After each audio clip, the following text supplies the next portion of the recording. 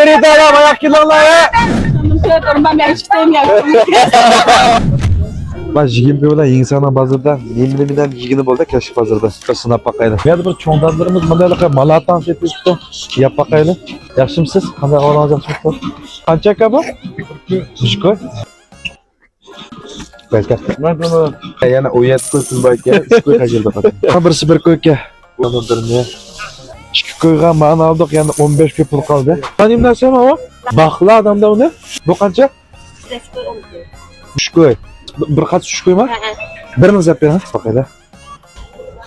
Qayda. Mushuna hali paranish bilan qilib boshib ketadi. Siz chiqmaysiz. Bu vaqt kasqoda ham buni qilmoqmi?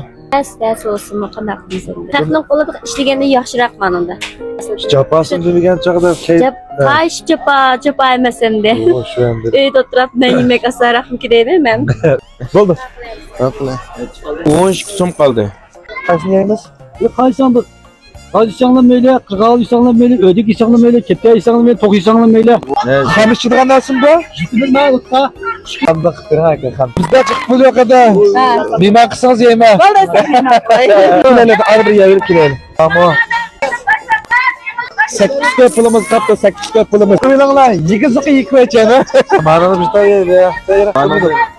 Baqirish ko'raymi? Baqirib o'taymi? Xeridorlar oyoq kelinglar. Bu meni besib etdik ya. Siz aslicha qarangada bir reaksiyachi olsangiz bo'ldi sizlar. Mayli bo'lsin, reaksiyachilik qiling. Tam siz ya bizning mashinada bir o'rin bor. Men mashinamdan tushib ben chiqdim ya. Mikrofonni bizda deyishib qoldi. Birsimiz bir topib kelasiz do'stlaringiz bilan. Ben zijish qilish Bak.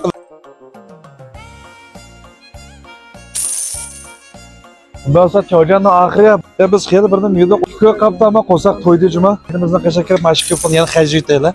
Siz yana keldi. Shopda qachon kelardingiz? Endi mishadan ishlab qolganda qilib turma. G'ovchilik bilan mishak ataydi. Inson kelib sizning mishlaringizni yeb ketadi. Ketamda. Ha, juda bir taranishib o'taydi. Buni qildiganga qancha dars misoldingiz ada? Buni muqim do'kon bilan 20 ming. Kunduz dukatsiz. Kech men mashinangiz voy siz. Yamanka charchamamsiz ada bunda qilib. Pul topsam charchamdi. Ha? Pul tepishni o'zi bir o'yan bu o'ynashirib topamiz. Bizda jiqiraq mana shunday tirishchan adillarimiz, qarindoshlarimiz bo'lsa, bu jamiyatimiz tepib yaxshi bo'lib ketadi, shundamidi? Ba'zilarimiz sizlardagilarni bo'g'aliq uchun qizyapti. Agar tazam birisi bor. Chiqsa. Voy, siz bosh shapka yurgan bilan bu shapkani sizlar pul o'xshaydi. Adam bir kunda qancha soat qiladi ekan mishada? 700 taldan 1000 talgacha. 850 ko'da soat oldi shundami? Tam topaydik.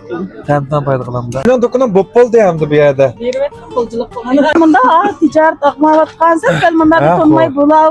Da yordam qilib qo'yinglar der. Yesh cho'ng akıllarimiz, cho'nglarimiz bor. Yosh cho'ng o'qgan ekan, endi sal ig'ir keladi.